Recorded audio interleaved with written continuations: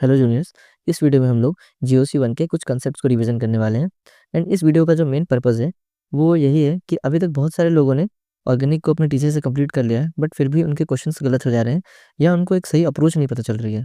तो इस वीडियो में मैं एक अच्छी सही अप्रोच क्या होगी आपको जीओसी वन के क्वेश्चन को सॉल्व करने के लिए वो बताऊंगा। एंड हम लोग छोटे छोटे वीडियोज़ के थ्रू पूरे जीओसी वन को रिवाइज करेंगे।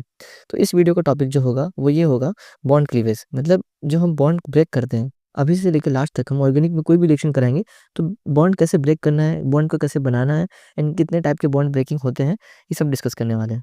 तो देखो, सबसे पहली चीज़ कि breaking of old bond and formation of new bond is known as reaction. Okay, like हम रिएक्शन मैकेनिज्म में किस चीज़ को पढ़ने वाले हैं।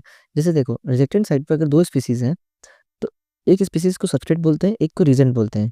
ठीक है, एंड इस सबस्ट्रेट और रीजेंट के बीच में क्या बॉन्ड टूट रहे हैं और क्या बॉन्ड नए बन रहे हैं। लाइक जो प्रोडक्ट बने हैं इनके बीच में कोई नया बॉन्ड बना है। ओके, तो इस बॉन्ड टूटने और बॉन्ड बनने के पीछे की जितनी भी मैकेनिज्म है, इस सबको पढ़ने को हम लोग क्या बोलते हैं, रिएक्शन मैकेनिज्म बोलते हैं। तो देखो, बॉन्ड फिशन जो होता है वो दो टाइप का होता है। एक होता है होमोलाइसिस, जिसको कि होमोलिटिक क्लीवेज बोलते हैं। एंड इसका एक और नाम होता है जिसको बोलते हैं अनायनिक फिशन। अनायनिक फिशन इसलिए बोलते हैं क्योंकि इसमें कोई आयंस नहीं बनते, लाइक कोई नेगेटिव आयन या कोई पॉजिटिव आयन नहीं बना है। इसकी सबसे पहली कंडीशन ये होती है कि दोनों एटम की जो इलेक्ट्रोनेगेटिविटी होती है वो इक्वल होनी चाहिए। तो क्या होगा, जब भी बॉन्ड टूटेगा तो क्या बनेगा, फ्री रेडिकल बनेगा। अब मैं आपको आगे बताऊंगा कि क्या कंडीशंस होगी जिससे कि फ्री रेडिकल बनेगा। सेकंड टाइप को बोलते हैं हेटेरोलाइसिस, इसको हेटेरोलाइटिक क्लीवेज बोलते हैं।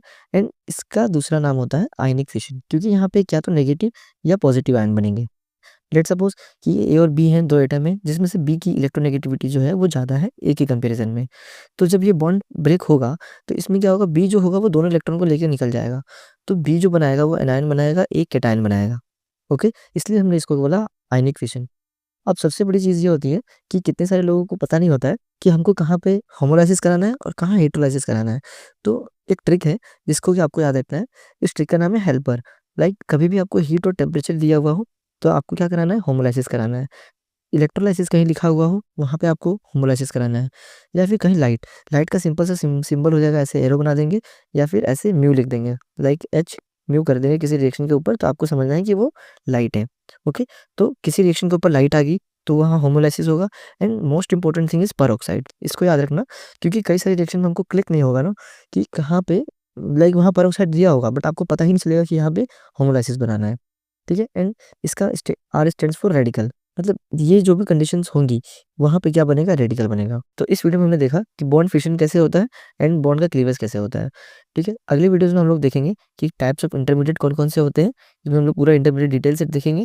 एंड देन हम लोग आगे डिस्कस करेंगे attacking species. Okay, so stay tuned and channel को सब्सक्राइब कर लेना, ताकि हम लोग पूरे जीओसी वन को मल्टीपल वीडियोस के छोटे छोटे वीडियोस के थ्रू हम लोग पूरा रिवीजन कराएंगे। ऑल द बेस्ट एंड मिलते हैं अगले वीडियोस में।